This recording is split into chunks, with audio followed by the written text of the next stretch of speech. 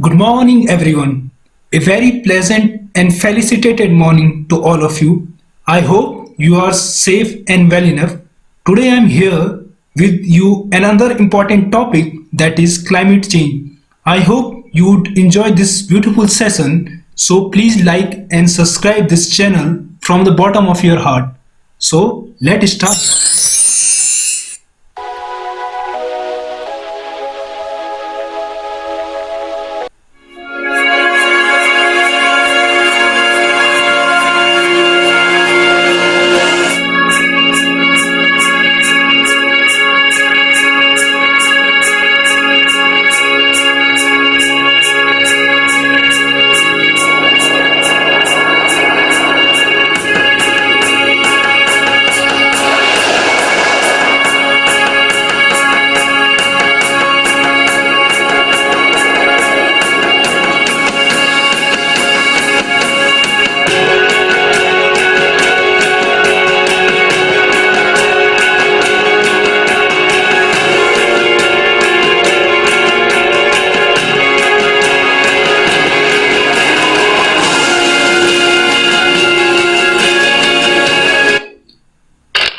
So, do you know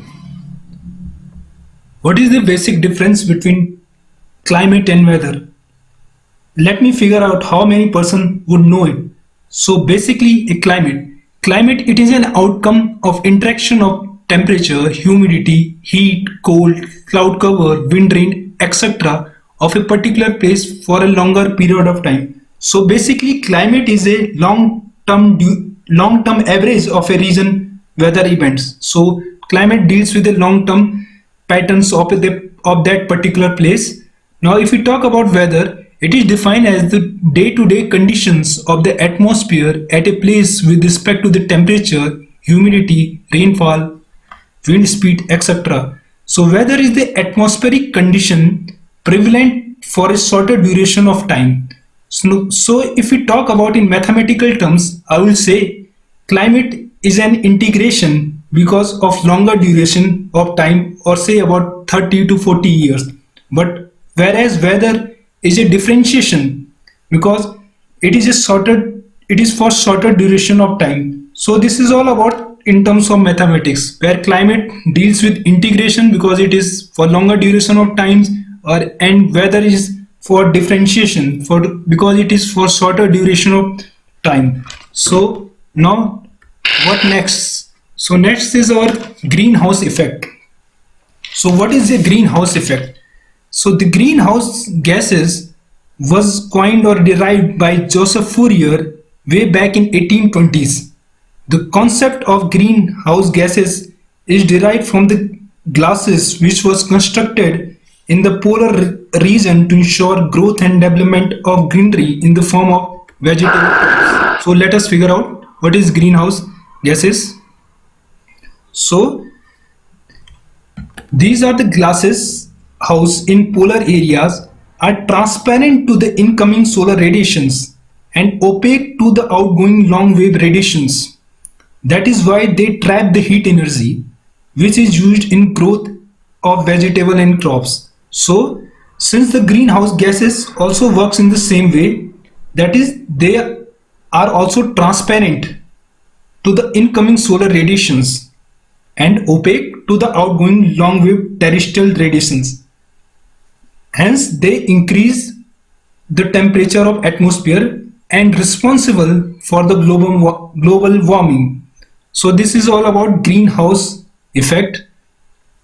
Now if we talk about what are the greenhouse gases which are responsible for the greenhouse effects. So what are the various types of gases present in the atmosphere which are responsible for greenhouse effect? The sequence of these greenhouse gases according to their harmful effects are: number first is your carbon dioxide, number second is your methane, number third is nitrous oxide, number fourth is chlorofluorocarbon, number fifth is fluorocarbon. Number 7, sulfur hexafluoride, water vapor, ozone, So these are the greenhouse gases. Out of these greenhouse gases, out of 1 to 6 are uncontrollable. 1 to 6 are controllable greenhouse gases, and the rest 2 are the water vapor and ozone layer are uncontrolled greenhouse gases. So carbon dioxide, methane, nitrous oxide, chlorofluorocarbon, hydrofluorocarbon, sulfur, hexafluoride, these are all controlled greenhouse gases, whereas water vapor and ozone are uncontrolled greenhouse gases. So now let's talk about who are the largest emitter of greenhouse gases. Now if we talk about in terms of country who are the largest emitter of greenhouse gases, now here comes China with a percentage of 23%. Then USA with a percentage of 19% emit. Number third is European Union, 13% they emit. India comes at number 4th position with 7% of emitter of greenhouse gases. Then fourth Russia, fifth Japan, and last Canada with 2% of the emitter of the greenhouse gases. Now what are the effects of the greenhouse gases? How these contribute to the atmosphere? So let's talk about how they are responsible for the atmosphere, or what are their conditions. So first is carbon fertilization effect. So this is an important topic, important part in this slides. What is carbon fertilization effect? So if we burn the fossil fuels, then there is an emission of carbon dioxide. So this carbon dioxide is prevalent in our atmosphere. Due to this, there is an increase in concentration of carbon dioxide. Due to increase in concentration, the rate of photosynthesis will increase. And this is all about carbon fertilization effect. So in carbon fertilization effect, there is an increase in concentration of carbon dioxide that is prevalent in the atmosphere. So what are the consequences or what are the ramifications we observe? Number first is there is an increase in photosynthesis production rate. Due to increase in carbon dioxide, there is a substantial increase in the production of photosynthesis rate. Number second is there is increase in biomass. As the concentration of carbon dioxide is increasing, there is an increase in the plant growth rate. That's why there is increase in the biomass. Number third is there is an increase in water use efficiency. That is, if there is an increase in concentration of carbon dioxide, so the pores in plants which are located on the leaves are partially closed. So the evaporation rate reduces. So when there is a reduction in evaporation rate, there is an increase in water efficiency. So these are the consequences we observed due to the carbon dioxide fertilization effects. So now let's talk about what is global warming.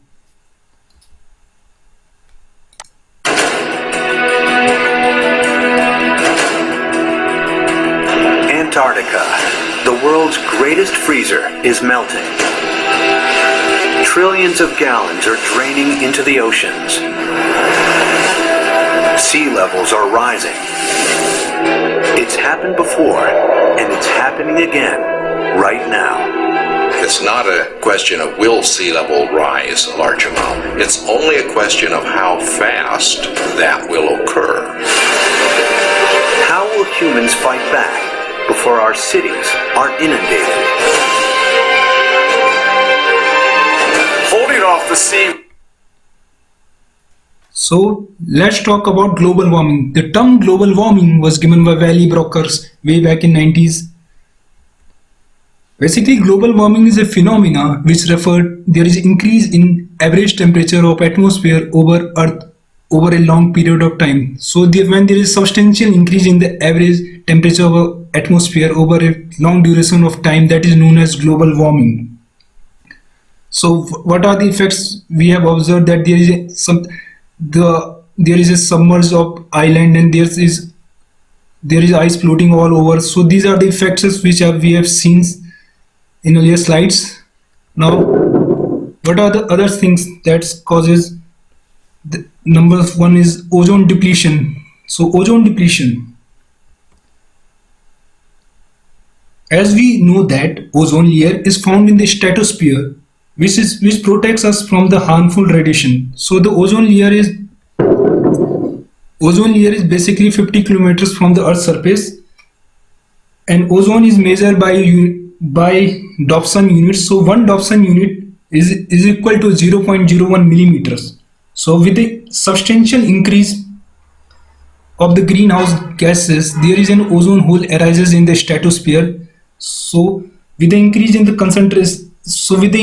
concentration of these greenhouse gases, there is hole arising in the stratosphere. As a result, the ultraviolet radiations are coming to the Earth's surface that can create cancer and other animal diseases, which are very harmful for not for human being, also for the plants and animals.